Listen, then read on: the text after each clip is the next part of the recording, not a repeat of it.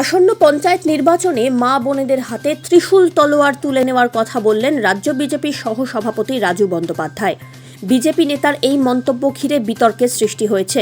দার্জিলিং জেলা তৃণমূল মুখপাত্র দেবব্রত দত্ত হুঁশিয়ারি দিয়ে বলেন, যতই চেষ্টা করুন এই রাজ্যে কোনো রকম অশান্তি ঘটাতে পারবেন না। শনিবার শিলিগুড়ি আদালতে 2019 সালের একটি মামলায় জামিনের আবেদন করতে আসেন রাজ্য বিজেপির সহসভাপতি। সেই সময় শিলিগুড়িতে গ্রেনেড পাওয়ার ঘটনার তদন্তের দাবি তুলে বিক্ষোভ আন্দোলন করে বিজেপি, আর তাতে নেতৃত্বও দিয়েছিলেন রাজু। সেই ঘটনায় সেই সময় তার বিরুদ্ধে বেশ কয়েকটি মামলা হয়। শনিবার সেই মামলায় জামিনের আবেদন জানিয়ে আদালতে শরণাপন্ন হয়েছিলেন তিনি।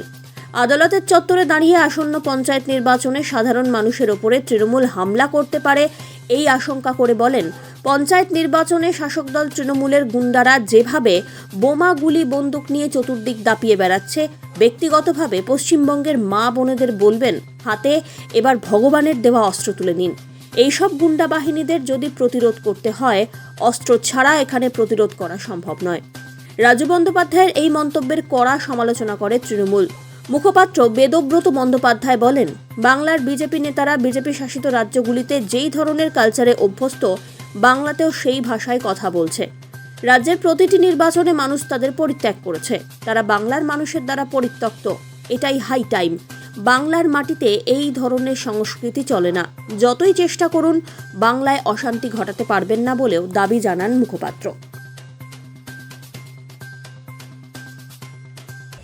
ওই যে গ্রেনেড পাওয়া গেল, ওর তদন্ত কি হলো, কারা দোষী, তার জন্য আমরা আন্দোলন করেছিলাম। আজ অবধি কোনো কুল কিনারা খুঁজে পাওয়া গেল না। আর তাই জানেন যে রাজ্যের যে আইন শৃঙ্খলার পরিস্থিতি তখনও ছিল, এখন আরও ভয়াবহ হয়েছে। বিরোধীদের ওপর যেভাবে আক্রমণ হচ্ছে, তার বিরুদ্ধে আমরা প্রতিবাদ করছি।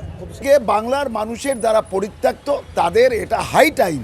তাদের বুঝতে হবে যে বাংলার মাটি দুর্জয় ঘাঁটি।